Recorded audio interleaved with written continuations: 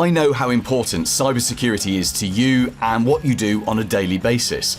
And I also know that one of your challenges is trying to make ordinary business owners and managers realize how important good security is and how they need to invest in it.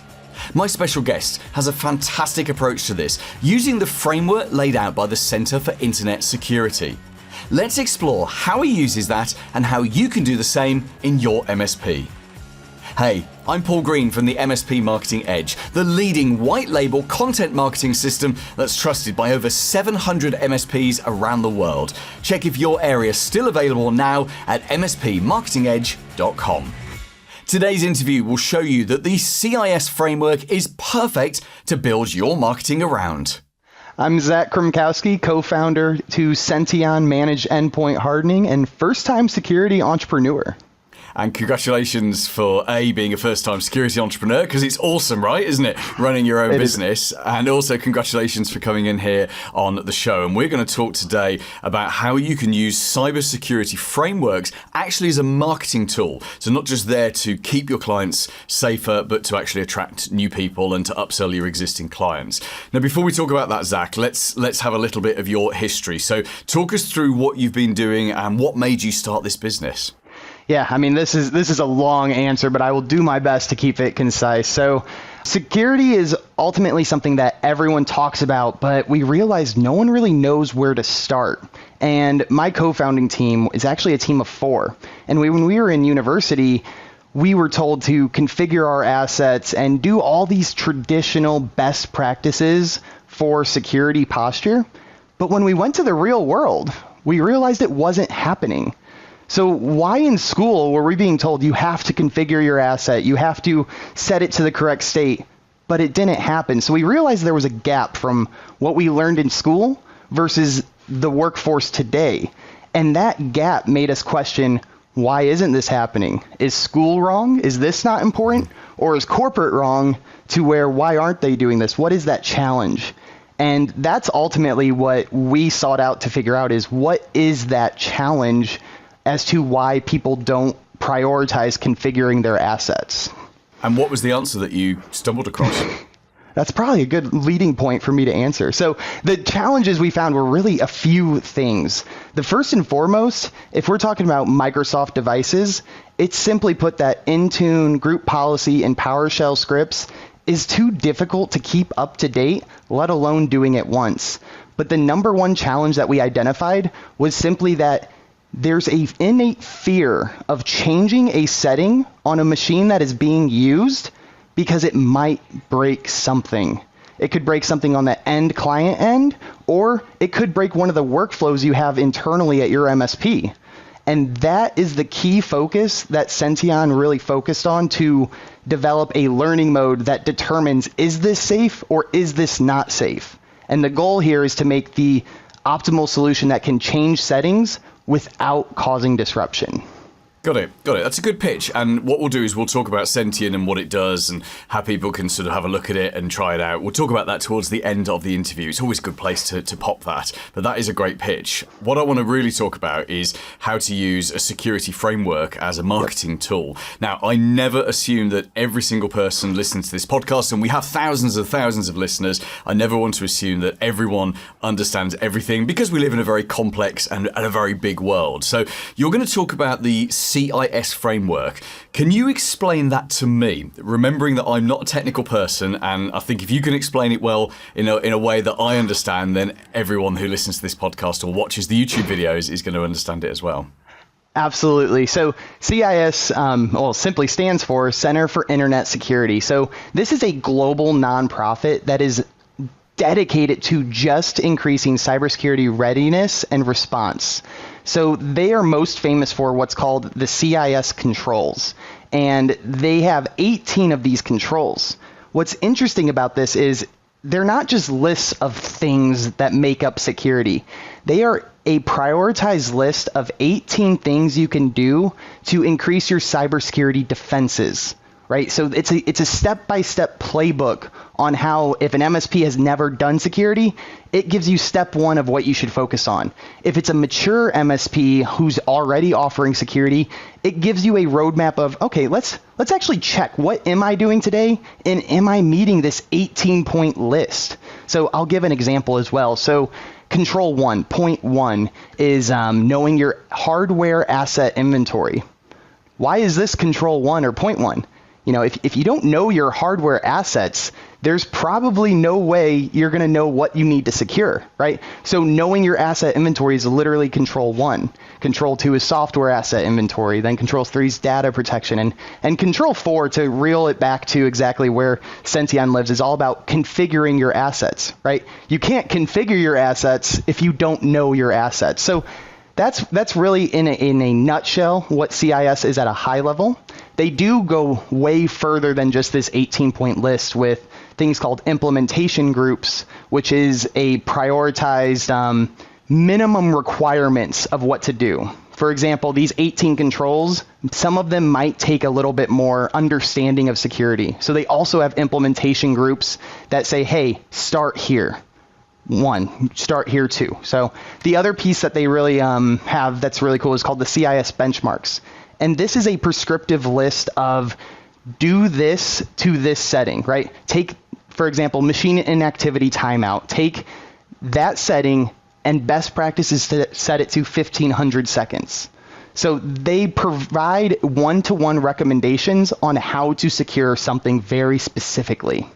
So that in a nutshell is CIS, and where it gets really exciting, and I'll let you ask a follow-up question, Paul. This is something I'm very passionate about. So to take this a step further, and I've listened to the other episodes, right? Not everyone is going to know what CIS is, especially your end clients. So why do you want to align to a framework that your end clients, the people you're selling to, aren't going to know about? And the reason is this CIS organization takes their recommendations and they will actually crosswalk it to the framework you do care about. So whether this is ISO, DORA, or in the US, CMMC, right? NIST, there's all of these crosswalks that they take, hey, here's our recommendation and here's the requirement it meets in this recommendation or in this framework. So that's really in a nutshell CIS at a high level. Well, I think you explained that brilliantly. So thank you for that, Zach. In fact, you've genuinely added something to my knowledge base there. My follow-up question is, of course, about the end clients. So the ordinary business owners and managers that MSPs are trying to reach. And I'm guessing they're not going to know about CIS, and therefore, an MSP coming in saying, hey, I've got these 18 things, that's not really something that's going to appeal to them. So how do you recommend the MSPs take that CIS information and turn it into a framework, something useful that ordinary business owners and managers will understand? Absolutely. So there's kind of two ways to look about this. If you're not offering security today, there's kind of one way there. But if you're already offering security today, there's another way. And I'm going to lean into a previous episode of yours I caught all about content marketing. So this list, I did say 18 controls. What I didn't mention is there's actually sub-controls. So sub-steps within these 18, and they add up to a total of 153 different controls. So if you're an MSP just starting out and you're looking, how can I make this resonate with the customer? Well, the first choice goes back to my initial answer. You don't necessarily talk about CIS. You use the CIS crosswalks to talk about the regulation and the requirements they do care about. That's the easy answer. Now, talking from a demand generation perspective and marketing and making that ROI, taking the sub-controls and the main control, so a total of 153 things, you can create content around each of these. Why does this matter? You're positioning your MSP as the subject matter expert on frameworks without even really doing too much additional work. So I gave the examples of controls 1 through 4. We'll stick on control 4. So talking about needing to configure assets. Well, we can make a content or a blog post or a graphic or just a LinkedIn post about saying, hey, something we do at MSP Name is we focus on configuring your assets. This aligns to step 4 of this framework, right? So it's now almost like a content roadmap of areas you can begin to slowly educate your customers on, hey, this is why we're doing the things. When I talk to you or when you reach out to me, you're not only going to hear the vendors I use or the security I provide, but you'll actually give them contextual understanding. And it's no longer you saying you're doing this. It's you're doing this because this authoritative governance body told me to do this. Right? Talk about protecting yourself and your business, because it's not just, oh, my engineer thinks I should do this. It's I'm following best practices from a respected source to guide me in supporting you.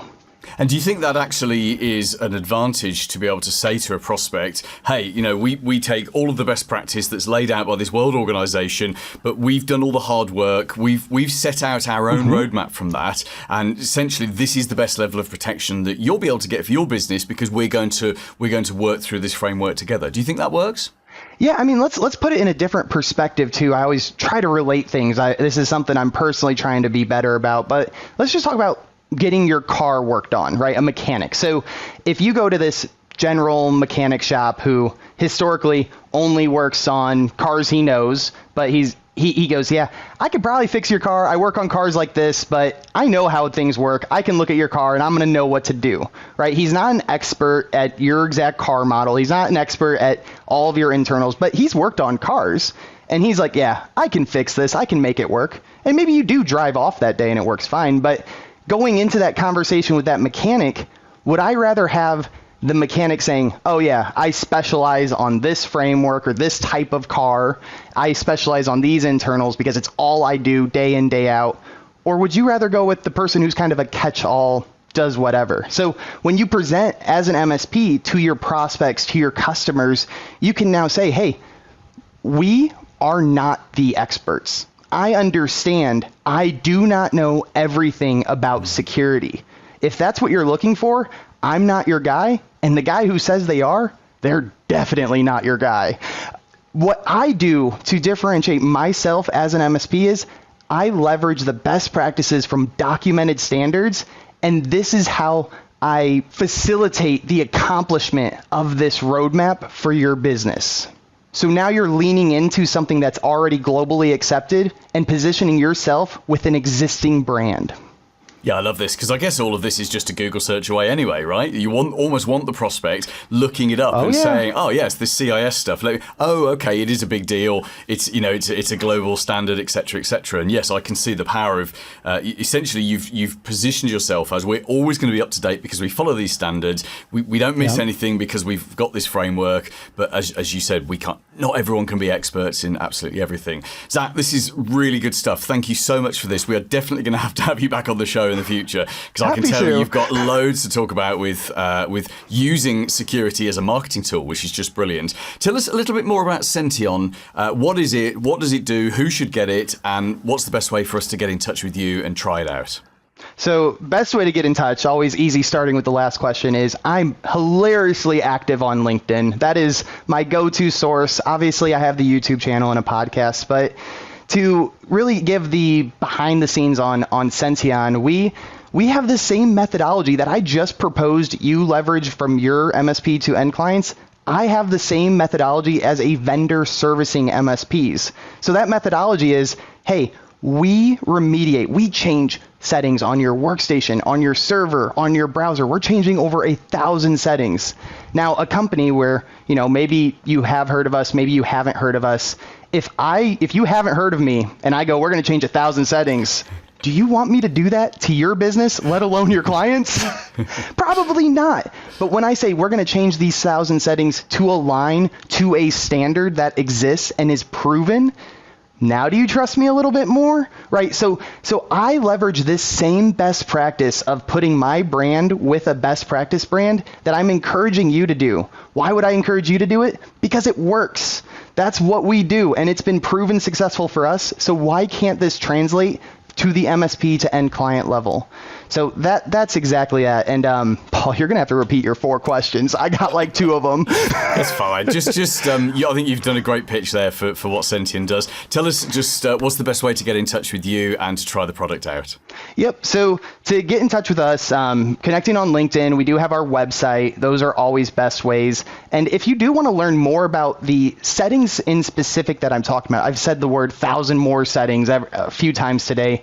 But if you really want to understand about this, there's a webinar series that I host actually with CIS, so you can trust it, right? It's literally with the authoritative body I've been talking about. And we have a PowerPoint slide per setting. So I've actually rewritten, I think to date, about 700 different settings. I've rewritten them myself from a security point of view, from an easier to digest point of view if you don't have a security background, right? If you're just starting out, I've rewritten all of these, and I hold a weekly webinar series with CIS on my YouTube channel, on LinkedIn, so you can connect with us there.